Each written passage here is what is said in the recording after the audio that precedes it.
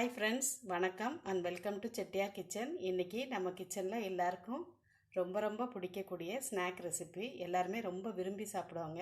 அது என்னென்னா மசால் பூரி. இது எல்லாருக்குமே ரொம்ப பிடிக்கும். நம்ம வீட்டிலே ஈஸியாக செஞ்சிடலாம். வாங்க இப்போ செய்ய ஆரம்பிச்சிடலாம். மசால் பூரி செய்கிறதுக்கு 100 கிராம் அளவு பட்டாணி எடுத்து ஊற வச்சுருக்கேன். பச்சை பட்டாணியும் ஊற வச்சுக்கலாம். நான் இதில் வெள்ளை பட்டாணி எடுத்து ஊற வச்சுருக்கேன். அதோட மீடியம் சைஸ் உருளைக்கிழங்கு 3 உருளைக்கிழங்கு எடுத்து கட் பண்ணி வச்சுருக்கேன். ரெண்டையும் பட்டாணியும் உருளைக்கிழங்கையும் ஒன்றா சேர்த்து குக்கரில் தேவையான அளவு உப்பு போட்டு 5 விசிலுக்கு வச்சு எடுத்துக்கிறேன். பட்டாணியும் உருளைக்கிழங்கும் வேக வச்சு எடுத்துக்கிட்டாச்சு. இதை நல்லா மசிச்சு விட்டுறலாம். நல்லா மசிஞ்ச மாதிரி இருந்தால் தான் நல்லாயிருக்கும் நம்மளுக்கு மசாலா பூரி. அதை நல்லா மசிச்சு விட்டுக்கிறேன். பேனில் 1 டேபிள் ஸ்பூன் அளவு எண்ணெய் ஊற்றிக்கிறேன்.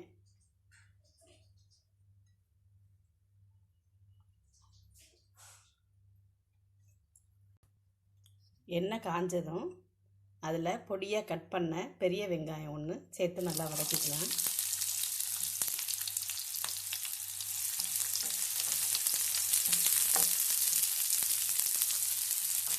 அதோட இஞ்சி ஒரு சிறு துண்டு,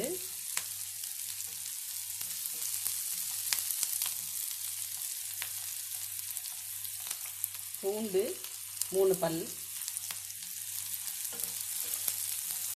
தக்காளி 2 தக்காளி சேர்த்து வதக்கி ஆற வச்சிடலாம். ஆற வச்சு மிக்சியில் அரைச்சி எடுத்துக்கலாம். நல்லா தக்காளி வெங்காயம் வதக்கினதை அரைச்சதுக்கப்புறம் நான் அதே பேனில் 2 டேபிள் ஸ்பூன் அளவு எண்ணெய் ஊற்றி வச்சுருக்கேன். அதில் அரைச்சதை சேர்த்துக்கிறேன்.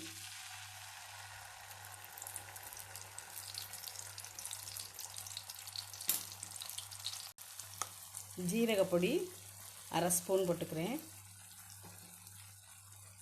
கரம் மசாலா பொடி 1 டீஸ்பூன்,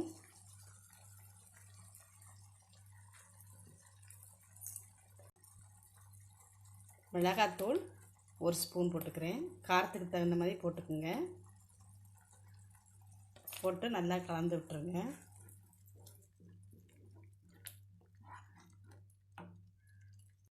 மசாலா நல்லா வதங்கிடுச்சு. இப்போ நம்ம வேக வச்சுருந்த பட்டாணி சேர்த்துக்கலாம். நல்லா மசிச்சு வச்சுருக்கேன் நான், அதை சேர்த்துக்கிறேன். அதில்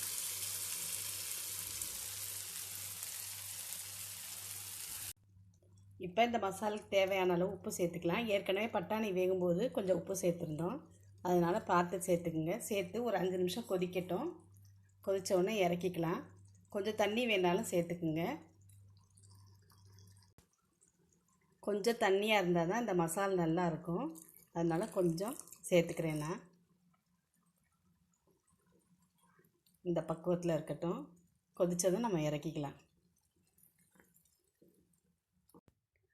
மசால் பூரி செய்கிறதுக்கு தேவையான எல்லாமே ரெடி ஆயிடுச்சு. பூரி, தேவையான மசால், புளி சட்னி, மின்ட் சட்னி, ஓமப்பொடி, தேவையான வெங்காயம் எல்லாமே ரெடி பண்ணியாச்சு. இப்போ எப்படி சர்வ் பண்ணுறதுங்கிறத பார்ப்போம்.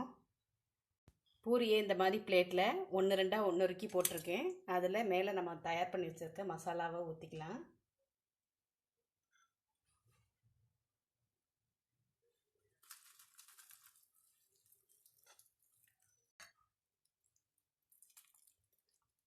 இந்த மசாலா இதுக்கு மட்டும் இல்லை, தோசை சப்பாத்தி எல்லாத்துக்குமே ரொம்ப டேஸ்ட்டாக இருக்கும்.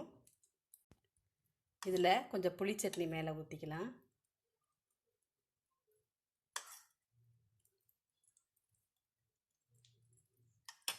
Next green chutney,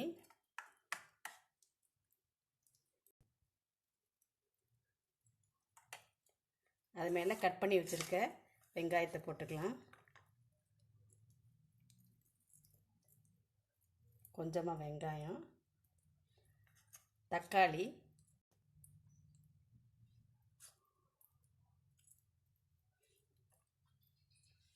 ஓமப்பொடியை தூவிக்கலாம்.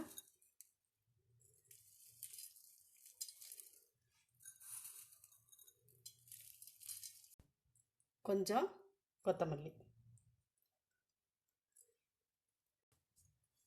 நம்மளோட மசால் பூரி ரெடி ஆயிடுச்சு. பாருங்கள் எவ்வளோ சூப்பராக வந்திருக்குன்னு.